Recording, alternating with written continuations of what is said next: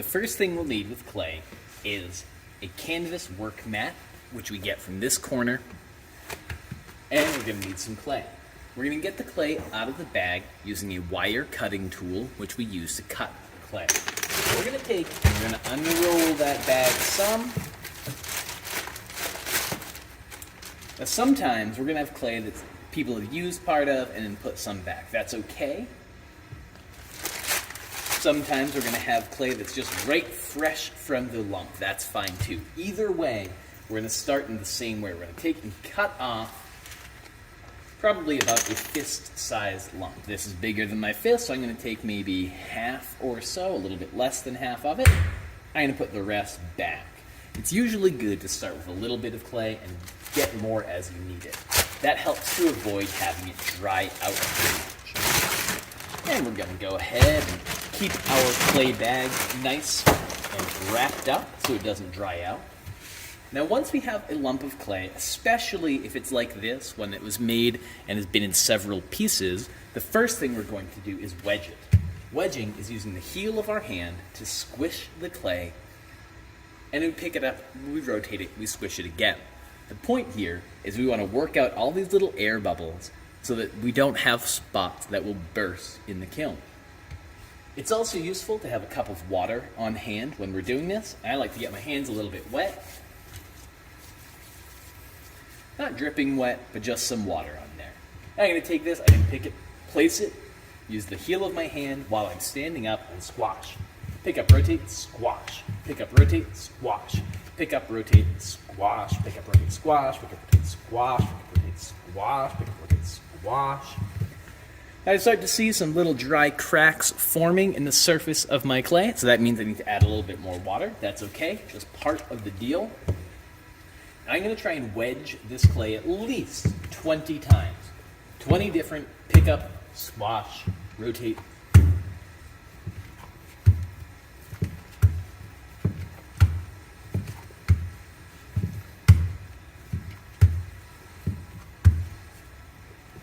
Whenever I start to feel dry on my hands or see or feel those cracks forming, I'm just going to go ahead, put a little bit of water on there, and get right back to it. Wedging often takes about a minute. Shouldn't take a super long time.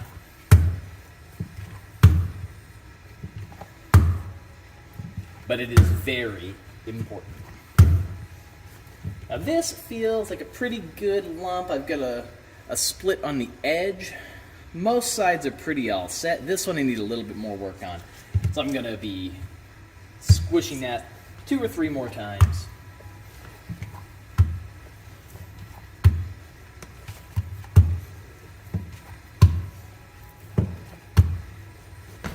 Trying to get so that the whole lump of clay feels about solid.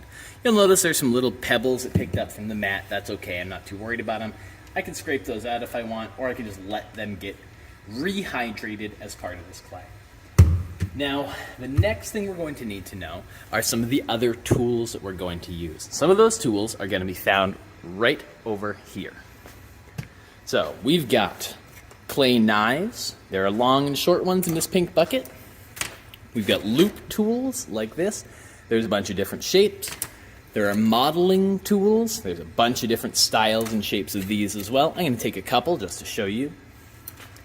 There are needle tools and ribbed scrapers. That's probably enough to be getting on with. We might want a sponge or a brush at different times, but to start, this is probably plenty.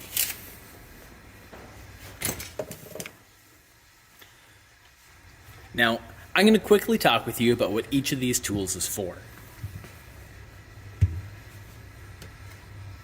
Our modeling tool is great for changing the surface of the clay. So if we wanted to maybe hollow out a spot on the surface to make perhaps an eye socket or some other decorative form, the modeling tools are a great way to move just the surface of the clay. They're also a great one for cleaning up. If you get these little kind of clay boogers on here, you want to get rid of those before you finish your project. That's going to help to make sure that things feel nice and smooth and well made when you finish up, when it's all out of the kiln. We also have a loop tool. These are great for carving chunks out of the clay, either for getting a smooth edge, or maybe you need to carve a channel or hollow a part out. Easy. We also have a knife, which is good for, you guessed it, cutting some stuff off. So I would put this down on the table and just give it a slice. And we also have a needle tool. We're going to come back to that in just a minute. Now, when we're using our clay, if we wanted to, for instance, take those two pieces I just cut and put them back together, I'm going to scratch and attach. So the first thing I'm going to do is scratch on one piece in one direction and in the other direction. Notice, it's not super deep of scratches, it's just texture. I'm going to do the same thing on here, so that every part that is going to join together is going to get nice and scratchy. Then I'm going to rub some water on there. You could also use slip if we have some on hand. I am waiting on some that I've just mixed up, so it's not quite ready when I'm making this video. So notice we want our water to fill those cracks or slices that we made, but we still want to see them. We're going to push this together until some of that water squeezes out from the seam. And the last step of joining this is to blend up and down, side to side, however you want to, so long as there is not a seam or a split between the two pieces. Sometimes you got to go and get into kind of difficult to reach spots for that. That's okay. But give yourself a chance to really dig into that.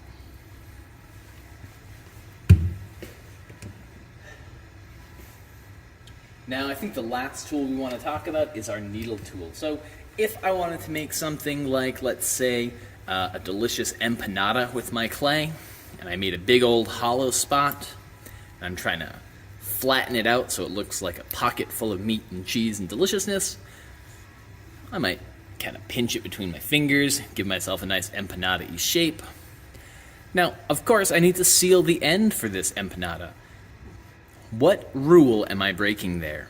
What rule is going to give me trouble if I don't take one more step?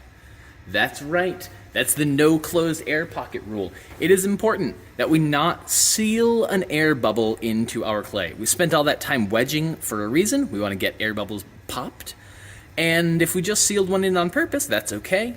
Take a needle tool and poke a single nice sized hole into that center. You might poke a second one too, just to be on the safe side. But either way, a hole or two should allow the air to escape. And really, that's all we have for the basics of the tools and setup for clay. The last thing we need to talk about is cleanup. When we're cleaning up with clay, we're going to dump our cup of water in the bucket in the sink. We're going to put our tools back in the container where we found them. We're going to put clay in one of two places. If our clay is barely used and it's still very workable, we can put that right back in the bag where we found it. If not, there's a tub in the classroom where we can put dry clay that we will be recycling. So the last thing you need to know, if your hands have a lot of clay on them, mine are just a little bit of dust, I can probably mostly wash that off in the sink. If you have a bunch of clumps of clay, scrub that off in the bucket in the sink, the same place we dumped that water cup, so that you are able to not clog up our drain so that everyone can keep on using clay. I think that's all we need to get started with clay, so happy making.